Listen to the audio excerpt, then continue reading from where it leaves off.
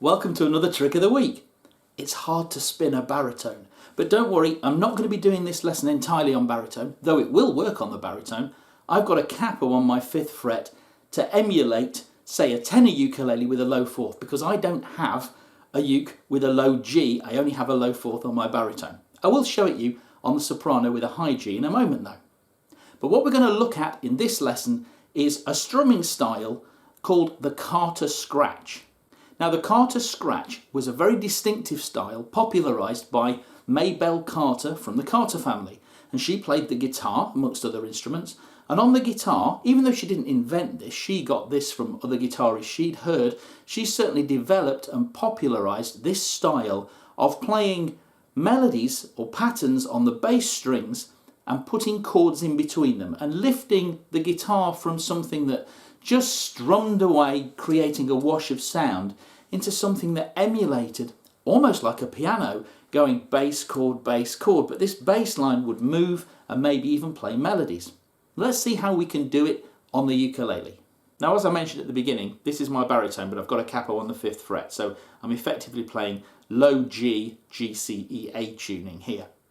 What we're aiming to do is create a bass and then a chord. We'll start really simply and then we'll develop it. Our simplest one is we're going to play a C chord and we're going to play the 3rd string with our thumb, the C string. And then I'm going to strum down with the back of my index finger, but I'm not going to try and do all the strings. I'll just do what I can get to given that my thumb's here. So I'll maybe catch the top 2, like that. Thumb, down, thumb, down. So get that going first, nice and evenly. Play the 3rd string and then strum down with the back of your index finger on the top 2 strings.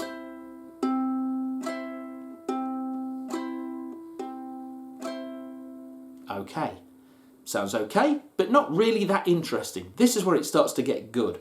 We're going to alternate that 3rd string with the 4th string. So we get this, 3rd string, strum, 4th string, strum, 3rd string, strum, 4th string, strum.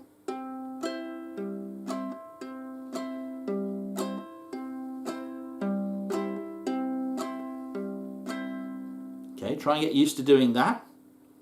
Now, we're playing on a C chord there, but if I move to a G7 chord, I'm going to flip that bass part around, and that's because on that C chord, we were playing C as our first beat, C. That's our root note of our chord, the note the chord's named after. And then the G goes with that, but it's not the note the chord's named after. When we move to a G7 chord, our 4th string is now our root note. So this time we want to go 4th string, strum, 3rd string, strum. And now we're holding the 3rd string down at the 2nd fret. We're getting the same relationship of notes that we had underneath our C chord, just the other way round. So when we put those two together, we get this. C chord,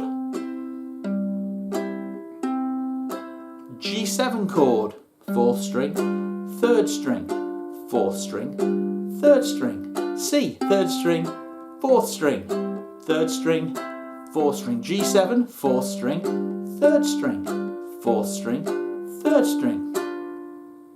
Let me play those to you on the soprano so you can hear what it's like when you haven't got a low 4th. It's not quite as effective, but it's still a really useful pattern.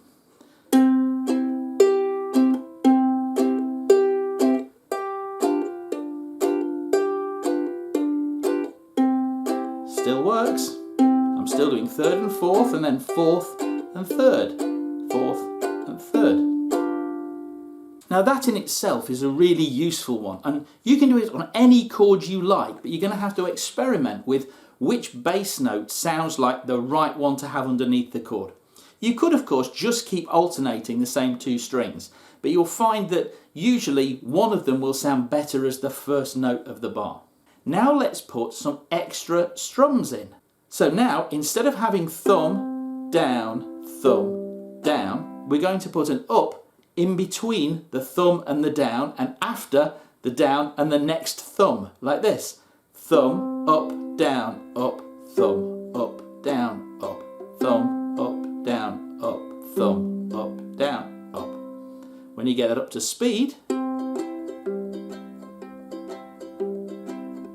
going to take a bit of getting used to get that speed. And then the G7, remember to flip round and start on the 4th string.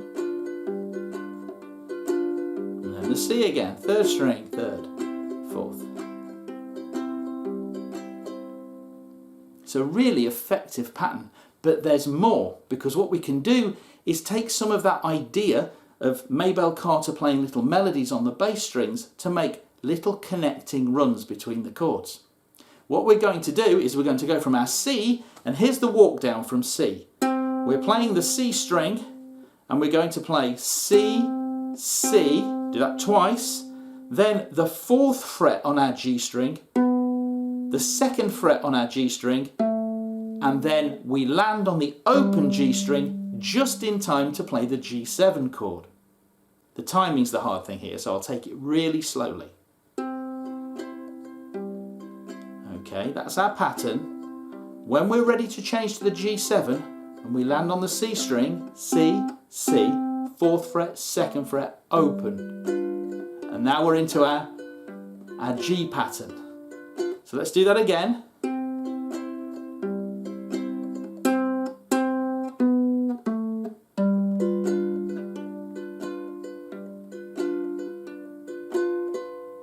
So you'll notice that what happens is we miss out some of the chords. We just play because we don't have space, and we land on that one just in time to go into our G7 chord.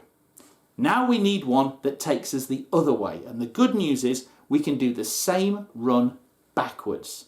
So instead of going from our open C string to the 4th fret of the G string to the 2nd fret of the G string to the open G string, we're going to play the open G string twice and work our way back up.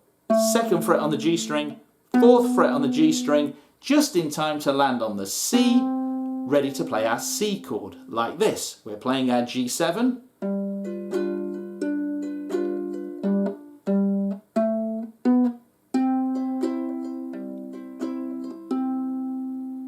so those two runs allow us to go back and forth between those two chords like this.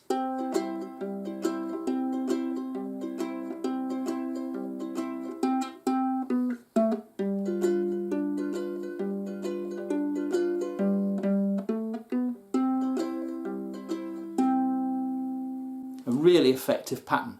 Let me do that on the soprano so you can hear it with a high 4th.